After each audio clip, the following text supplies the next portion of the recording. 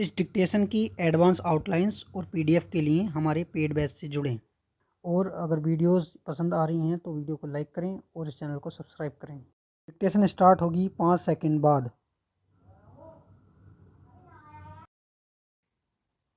Start.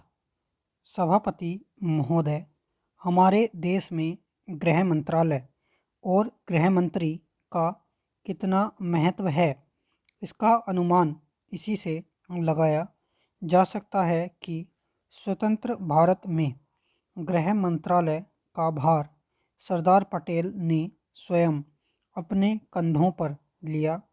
Sardar Patel का साहस, उनका उत्साह और उनकी बुद्धि तीनों ही हमारे गृह मंत्रालय के लिए आदर्श का काम कर सकती हैं। परंतु दुर्भाग्य से सरदार के पश्चात इन तीनों बातों में कुछ कमी आती हुई दिखाई देती है। उदाहरण के लिए एक ही बात मैं कहना चाहता हूँ। 1962 में जब हमारे देश पर चीन का हमला हुआ तो 14 नवंबर 1962 को हम सब ने इसी सदन में खड़े होकर एक प्रस्ताव पास किया था जिसके शब्द थे, भारत की भूमि जब तक हम शत्रु से स्वतंत्र नहीं करा लेते तब तक हमारा यह संघर्ष बराबर जारी रहेगा, भले ही वह कितना ही लंबा क्यों न हो। लेकिन कुछ दिन बाद आगे चलकर हमने राष्ट्रीय एकता सप्ताह या दिवस मनाना शुरू कर किया तो हमने उस प्रतिज्ञा को कुछ दूसरे शब्दों में बदल दिया। उस प्रतिज्ञा के शब्द थे, मैं अपने देशवासियों के संकल्प को दोहराता हूँ कि मैं अपने देश की स्वतंत्रता तथा एकता की रक्षा करूँगा, चाहे इसके लिए कितना ही कड़ा और लंबा संघर्ष क्यों न करना पड़े। मैं राष्ट्रीय एकता तथा बल के लिए तन मन से काम करने की शपथ लेता हूँ।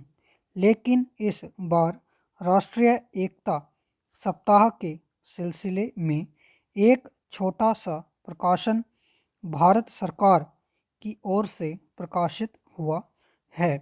इस प्रकाशन में स्वयं इन्होंने लिखा कि 1962 में चीन द्वारा आक्रमण के बाद शपथ की भाषा में थोड़ा परिवर्तन कर दिया गया है और जो शब्द बदल दिए गए हैं उनको भी मैं सदन की जानकारी के लिए सुनाना चाहता हूँ। मैं प्रतिज्ञा करता हूँ कि मैं कभी हिंसा का प्रयोग नहीं करूँगा और मेरा विश्वास है कि धर्म, भाषा, प्रांत संबंधी तथा अन्य सभी राजनीतिक और आर्थिक विवादों का शांतिपूर्वक और संवैधानिक तरीकों द्वारा हल किया जाना चाहिए।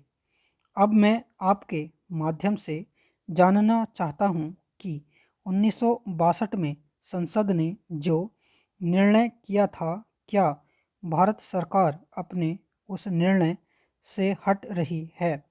अगर सरकार अपने निर्णय से हट रही है तो यह जो सरकारी प्रकाशन आया है जिसके द्वारा 1962 की शपथ में परिवर्तन किया गया है, इसका आधार क्या है? सभापति महोदय, हम यह समझें कि किसी तरह का चीन का दबाव इस सरकार पर पड़ रहा है जिसने सरकार के सोचने के ढंग में परिवर्तन कर दिया है। मैं गृह मंत्री से विशेष रूप से यह कहना चाहता हूँ कि सरदार पटेल जिस जगह पर बैठे थे, आज आप उसी जगह पर बैठे हुए हैं और राष्ट्र की आंतरिक सुरक्षा का भार आपके कंधों पर है। इस प्रकार के प्रकाशन सरकार की दुर्बलता के सूचक हैं।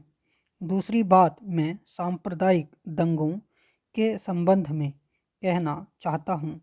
इन सांप्रदायिक दंगों से निश्चय ही हमारे देश की जो आंतरिक स्थिति है वह बिगड़ती जा रही है। दुनिया के दूसरे देशों में हमारा देश बदनाम हो रहा है। सबसे पहले मैं गृह मंत्री महोदय से कहना चाहता हूँ कि अब जितने सांप्रदायिक दंगे हमारे देश में स्वतंत्रता के बाद हुए, गृह मंत्रालय इस बात की जानकारी ले कि इनका प्रारंभ कहाँ से होता है और कौन उनको प्रारंभ करता है। अगर इस देश का बहुमत उनको प्रारंभ करता है तब तो मेरा कहना यह है कि बड़ी कड़ाई के साथ उन पर काबू किया जाना चाहिए।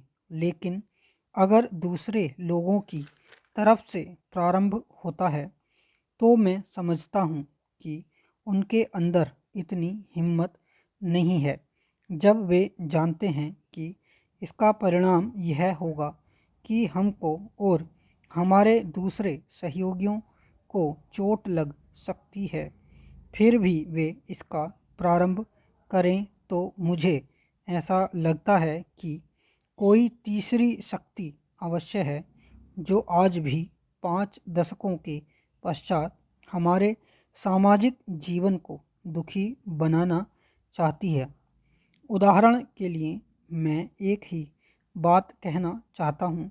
पहले गृह मंत्रालय जब अपनी वार्षिक रिपोर्ट प्रकाशित करता था तब उसमें बतलाया जाता था कि हमारे देश में दुनिया के किस किस देश के कितने नागरिक रह रहे हैं। लेकिन अब शायद जानबूझकर गृह मंत्रालय ने अपनी कमी को छिपाने के लिए इन आंकड़ों को देना बंद कर दिया है। लेकिन फिर भी प्रश्नों के उत्तर में कभी कभी कुछ इस प्रकार के आंकड़े सामने आ जाते हैं।